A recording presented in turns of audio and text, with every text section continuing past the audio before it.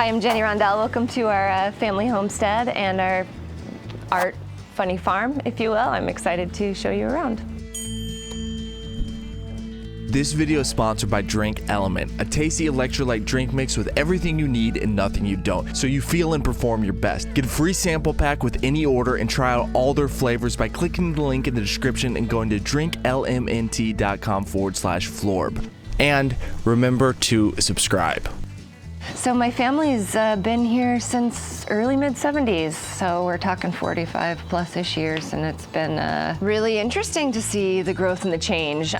It was just 2 houses and a large pasture/tree lot. The first actually building project and where we started was the treehouse. A lot of times, you know, I was the one making sandwiches and delivering it to my older brother and my dad, who were busy working with their hammers and their nails in there. That has been the kicker for so much creativity. My father is a master engineer. He's an engineer of multiple types. He's a software engineer as well as a mechanical and electrical engineer. So I've been able to really kind of tip my toes into each and every one of those and learn incredibly important skills. My brother moved into the horse barn and took it over when he was a teenager, and he learned how to build, and he did a ton of work in there. So when I went off to college, my brother and my dad actually didn't want me to not feel like I had a place to come home to.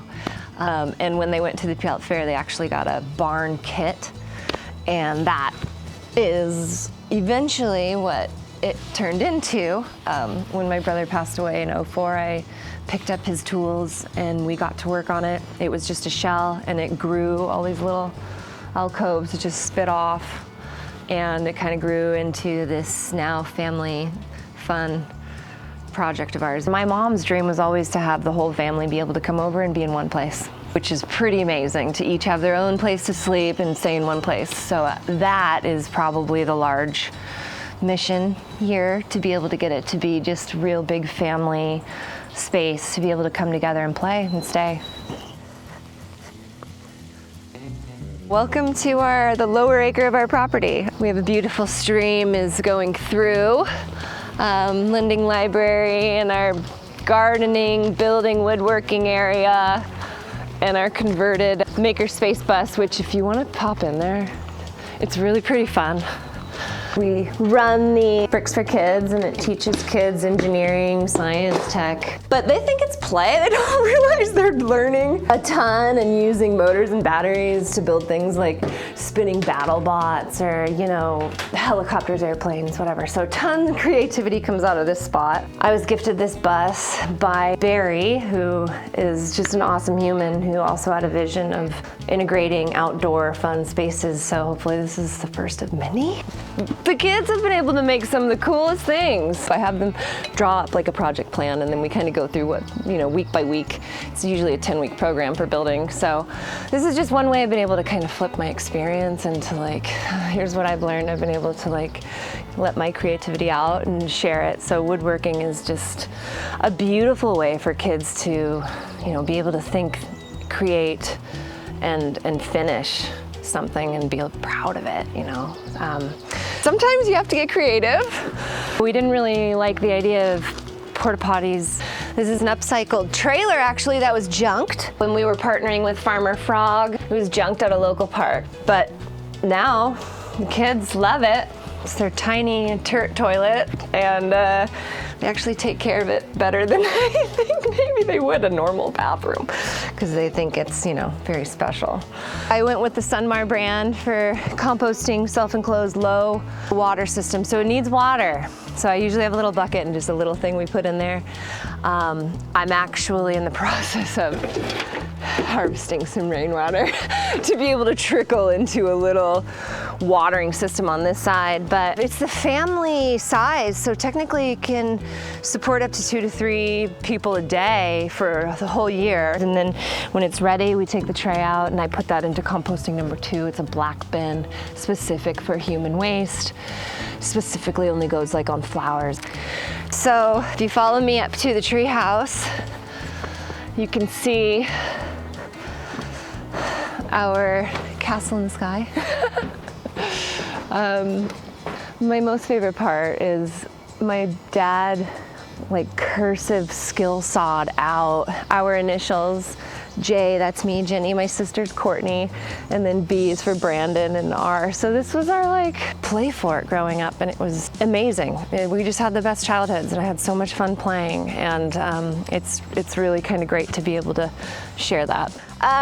So yeah, it's a work in progress, but we finally got these big babies in to be able to feel good about the little lane it's got.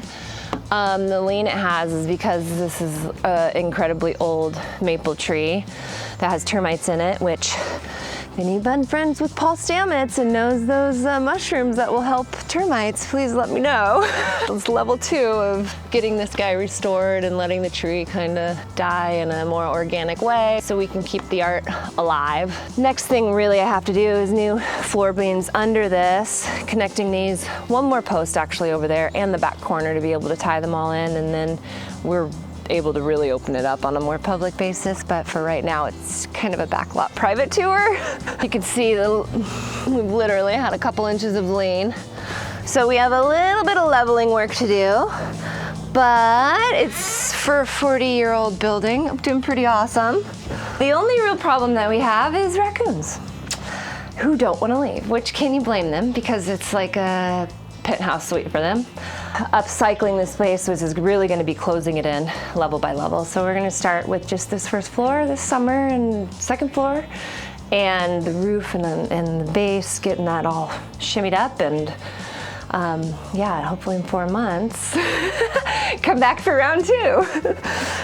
But yeah, this is our most favorite place to eat and make wood-fired pizzas. This, you can see, I got fun with hay and clay and dug up a bunch of holes and then got my feet super dirty. Most everything is reclaimed. Some things like the stone and of course the piping aren't, but I've been upcycling and repurposing pieces, sometimes getting creative and using leftover stones and whatnot. These are actually left over from our Cubbage. You'll see inside the stonework in there. And those were actually, you can see the little baby heart rock on the bottom down there. Those are my mom's river rocks that she collected. So yeah, they're kind of treasures here and there. This is our beautiful little Cubbage. So it's in between guests right now, but you can kind of see it's pine wood. We used massive passive sun, as much light as we could get into the place. We tried to infuse. Very compact design. I got to live here for 6 years. We finished it enough to be able to get to a point where I could live and then just keep going, which was great. And everything has memories, like this corner dinette my mom and I repurposed. We bought it from someone selling it on Craigslist and for like $100. And we just put some paint on it and sanded it all down, and now it's like the cutest little corner thing. We still have yet to do countertops. I mean, some things you're like, some people come in here and they look and they're like, oh wow, it's so great. And I have to warn them, it's far from perfect, but that's what makes it almost nearly perfect. Because of the personality and the characteristics that it has, you know.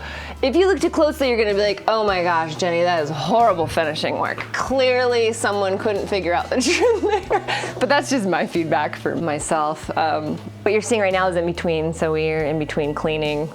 So it was a good time to be able to check it out. But this is where I learned how to build. I thought I should build a princess cabinet, and you know, everything kind of just turned into its own little beautiful thing. Some finishing work is my father, like this. I could not figure out how to do these angles, you know, so I would run into a problem and be like, Dad, how do we do this? And Pops would get me through. And so it was like kind of this constant mentor apprenticeship happening, and it's still happening, and now, you know, we're just trying to wrap it all up. The windows, I believe there's like 22, which is ridiculous, and I probably need to get blinds on most, but for most people, this is completely private. There's no one out there. It's just our crazy little land. The funny thing, one of my college best buddies, she was my roommate, and that was her bed. This is after college, of course, you know, when she was doing nursing school. And so it's not necessarily enough for a room, let's just say that. But I mean, it's a lovely little like loft bed up here, and when you look out, all you're seeing is the trees. It's a great nap spot. I don't know if I would say enough room for a roomie. But after college, it's perfect, you know, we had fun. So this is our garden. It's kind of been on perennial self-growth base, you could say.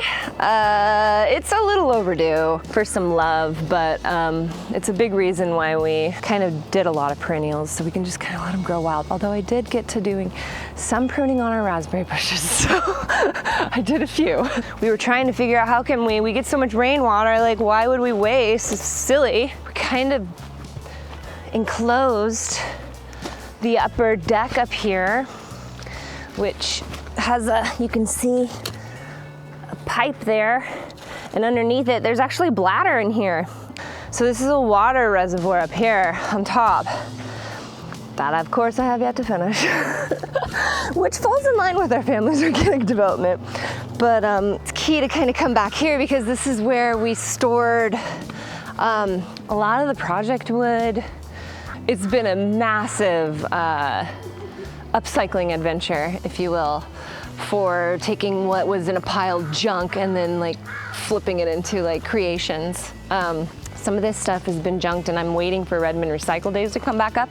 Welcome to my restore. I always come here first. You know, if I can upcycle a bunch of the wood and just take the nails out of it, I think normal people wouldn't have the time, patience to do that, but I actually enjoy it. For me, that's, you know, I'm hitting something there and I like it and it's okay.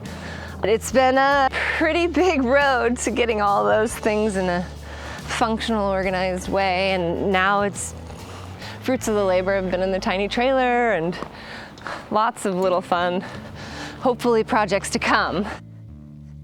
Some of our projects have been born from tragedy, you know, they were a way for us to heal. This gazebo is my dad's last building project. This was when my mom was suffering from cancer, and, you know, he'd come out and this was a way for him to get those feelings and emotions out. And maybe that's actually the toughest part is combining the emotional, you know, to the functional, because a lot of this is, you know, we've got to get it to a useful space or it's just going to be wasted. But a lot of it is a lot of these hard, beautiful memories. How do you let that evolve into something that is beautiful and it's not traumatic and sad? I knew it was going to be hard, that I was going to have to do stuff, but I knew if I didn't do it, like, no one else was going to do it. And you just got to sometimes step up and do the hard stuff. It's hard, right? Because as humans, we're like innately semi-lazy sometimes, and so it's like we're battling this yin-yang evil stuff, and I've been battling myself. Oh, I want to do, you know, I need to live my life. I'm in 40, I don't have kids, so I should probably start living my life. But I am living my life. I've been able to stack it, right? So I've been able to integrate my life here. Just listening to your gut and finding what makes you happy. You know, I've been able to do extra work because I tapped into a vein of passion. You know, I teach after school STEAM enrichment, hands-on building with Legos, and I get paid for playing with Legos. I don't feel like I'm getting paid for it, but I mean, clearly I'm teaching, and so it's, yeah.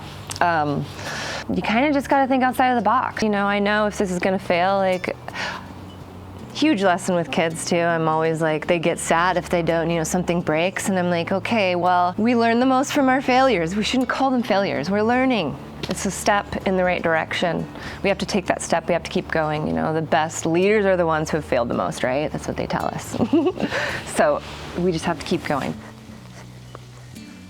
Drink Element is at it again with an exclusive offer that you're not going to find publicly available anywhere else. And the best thing about this offer is that it is available to both new and returning customers. So if you've tried Element before and you love it, you're in luck. Making sure that you have the proper amount of electrolytes affects hundreds of functions in the body, including nerve impulses, hormone regulation, and nutrient absorption, just to name a few. And possible symptoms of electrolyte deficiency include headaches, cramping, fatigue, and sleeplessness. So if you're experiencing any of those symptoms, you're going to want want to give Element a try because Element is a tasty electrolyte drink mix with everything that you need and nothing that you don't. That means a science-backed electrolyte ratio. Element is offering you a free sample pack with any order as long as you order through the link in the description. Element's sample pack includes a packet of every flavor so that you can find your favorite and share it with your friends. And the best part is that Element offers a no questions asked refund on all orders. You don't even have to send it back, so there is zero risk of you trying it out. So click the link in the description and go to drinkelement.com/FLORB